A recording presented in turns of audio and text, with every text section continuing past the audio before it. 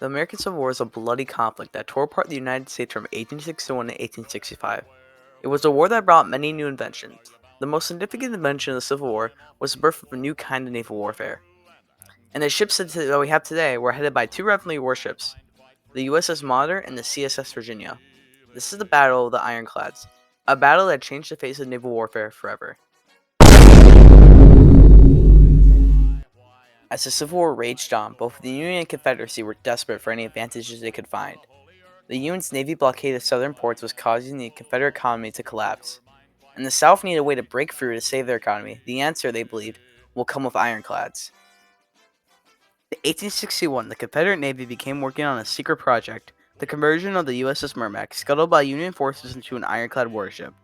The ship was renamed to the CSS Virginia and was outfitted with sloping armor, designed to deflect enemy cannon fire. The Virginia was armed with 10 powerful guns and a deadly iron ram, capable of sinking wooden warships with ease. Meanwhile, fearing the threat of the Confederate ironclad, the U.S. Navy launched its own ironclad program. The result was USS Monitor, a revolutionary designed by Swedish engineer John Ericsson. The Monitor was a small, low-profile vessel with a rotating turret housing two massive guns. Its iron hull and innovative design made it a small but formidable opponent for any ship at the time. On March 8, 1862, the CSS Virginia made its debut, steaming into Hampton Roads, Virginia, on the mouth of the Chesapeake Bay, to challenge Union blockade. The wooden ships of the Union fleet were no match for the ironclad. The Virginia rammed the USS Chamberlain and set the USS Congress ablaze with cannon fire, forcing it to surrender. The USS Minnesota ran aground in its attempt to escape, and the Virginia planned to finish it off the next day. But it was not all good news. The commander of the CSS Virginia, Frank Buckingham, was shot on the deck and was brought back to port. The Union fleet was in disarray, and the Confederate ironclad seemed unstoppable, but as night fell, a new challenger arrived at the scene, the USS Monitor, commanded by John Worden. On March 9, 1862, the Virginia returned to Hampton Roads, intent on destroying the ground in Minnesota.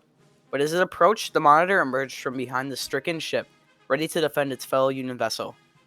The two ironclads circled each other, exchanging fire at close range. Neither the Virginia or the Monitor were able to penetrate each other's armor, while the Monitor's rotating turret allowed it to keep up a steady barrage of fire. The battle raged for hours, with neither side being able to gain the upper hand and sink the other ship. Finally, after a day of fierce combat, the Virginia retreated, unable to break through the Union blockade. The Monitor had held its ground, and the first battle between ironclads had ended in a draw, with both sides claiming victory. The Battle of the Ironclads was a turning point in naval warfare. The age of wooden warships was over, and the era of iron warships had begun. Both the Union and Confederacy would go on to build on more ironclads, and the lessons learned from the modern Virginia would shape the design of warships for generations, including aircraft carriers and modern destroyers. The Monitor and the Virginia would never meet in battle again. The Virginia was scuttled by its crew in May 1862 to prevent its capture by Union forces, while the Monitor sank in a storm off the coast of North Carolina later that year. But their legacies lived on, as navies around the world raced to build their own ironclads, setting the stage for the great naval arms race of the late 19th century. The Battle of the Ironclads was an important moment in the history of naval warfare. It marked the end of the wooden warships and the beginning of the iron warships, as the world's navies embraced the power of the ironclad.